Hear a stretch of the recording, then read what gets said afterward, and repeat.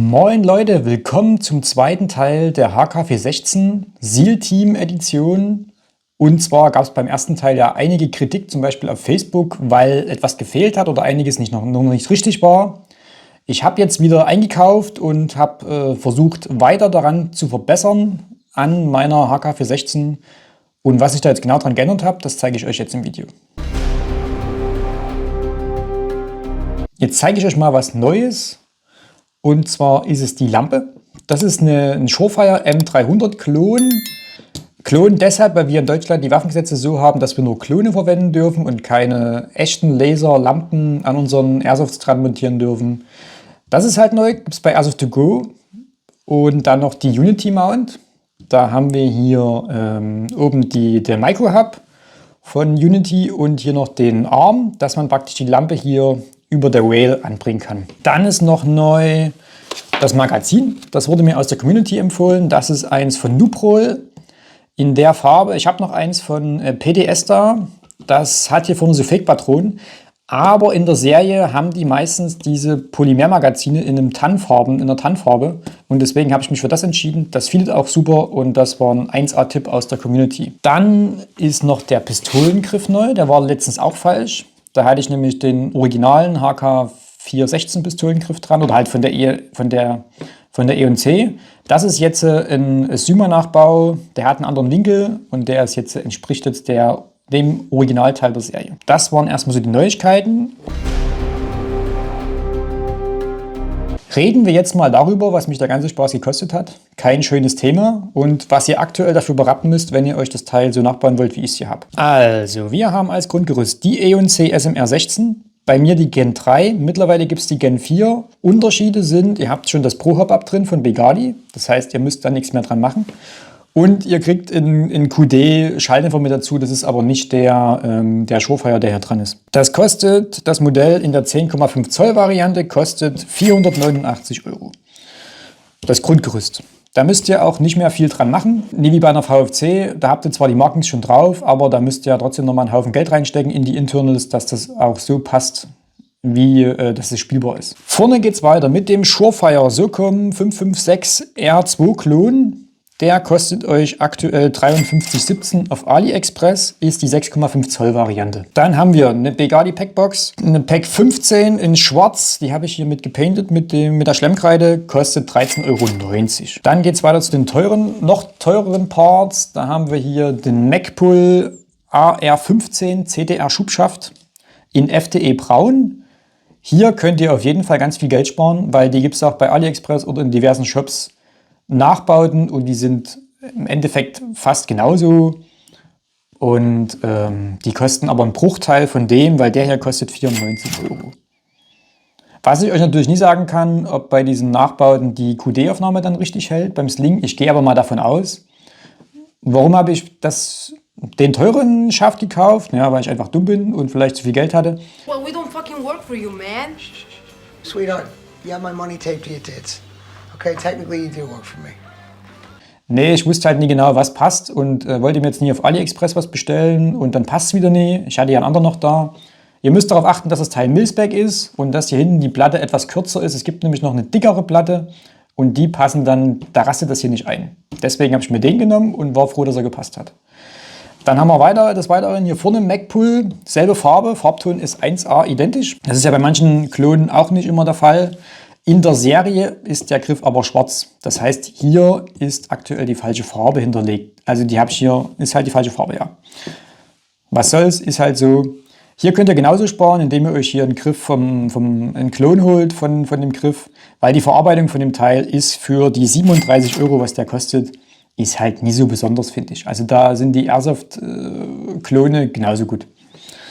Dann geht's weiter. Wir haben das Flashlight hier von Watson bei Airsoft 2 Go, kostet euch 30 €, 29,95 €. Dann haben wir den Unity Fusion Micro Hub, den Klon praktisch davon. Der kostet euch auf AliExpress 15 € circa und dazu dieser Left Arm, der kostet 20. Ja, also nur für das hier bezahlt ihr alleine schon an die 50 €. Nur für das Preis. Ungefähr grob. Dann haben wir die HK416 Aufkleber, denn die E&C hat ja keine Die hat ja keine Markings drauf, deswegen gibt es ja praktisch diese Aufkleber. Das seht ihr im ersten Teil besser, da habe ich den Paintjob noch nie drüber gemacht.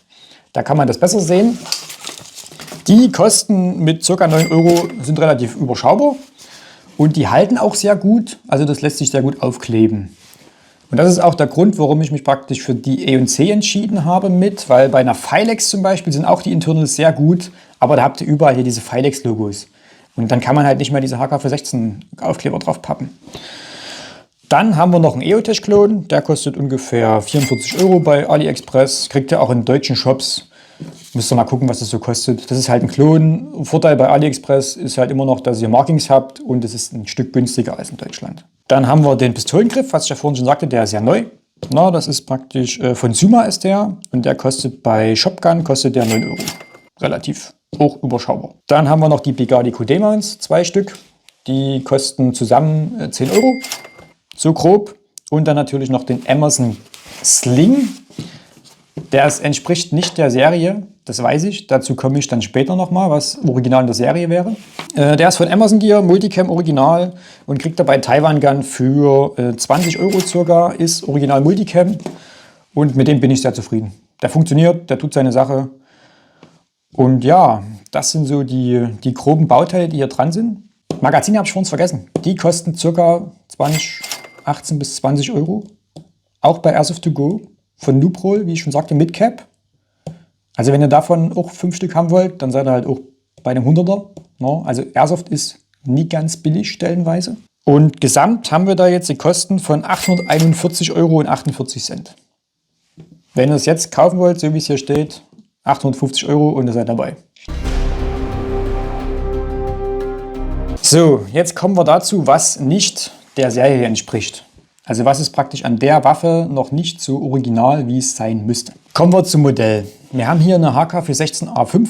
In der Serie wird eine HK416D verwendet. Das ältere Modell, nicht beidseitig bedienbar, kriegt man aber auf dem deutschen Markt relativ schwierig noch. Es gibt noch eine HK416D von VFC. Aber ja gut, VFC, wie schon gesagt, haut ihr die Internals raus, müsst noch ein Gate reinbauen, dass ihr das Ding so spielen könnt wie die hier. Und ja, da seid ihr bei der Waffe schon bei 600, 700 €, was ihr da reinstecken könnt. Also gesamt mit Waffe und Bauteilen. Dann kommt er halt nochmal höher. Dann natürlich die ganzen Klone. No, also wir haben, wie schon gesagt, überall EOTech-Klon. Das hier ist ein Klon. Das Ding darf ja eh nicht original sein. No. Dadurch, dass es aber eine Airsoft ist und ja keine Scharfwaffe, reichen die Klone für das Airsoft-Spielen locker aus. Dann haben wir den Sling. Der ist nicht original, wie ich vorhin schon mal angesprochen habe. Und zwar wird verwendet ein LTB Ultralight 2 Points Sling in Multicam. Der kostet aber 70 € und das ist mir aktuell noch zu teuer. Dann, was fehlt noch? Die Flip-Up-Sights, natürlich.